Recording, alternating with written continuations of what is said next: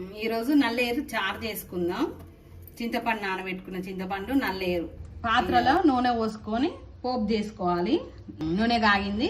జీలకర్ర, ఆవాలు, కొన్ని మెంతులు, ఉల్లిగడ్డ, 2 కణుపులంతా తీసుకొని దీన్ని కూడా కొంచెం ఇట్లా దంచి, ఇప్పుడు దంచుకున్న వెల్లుల్లి, దంచుకున్న నల్లేరు కూడా వేసుకొని ఫ్రై చేసుకుందాం.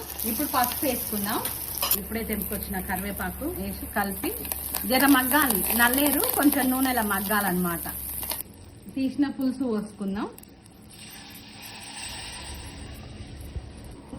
సరిపడంత ఉప్పు వేసుకోవాలి. ఇంకా కొన్ని నీళ్లు పడతాయి, నీళ్లు కూడా పోస్తాం. ఇప్పుడు ధనియాల పొడి.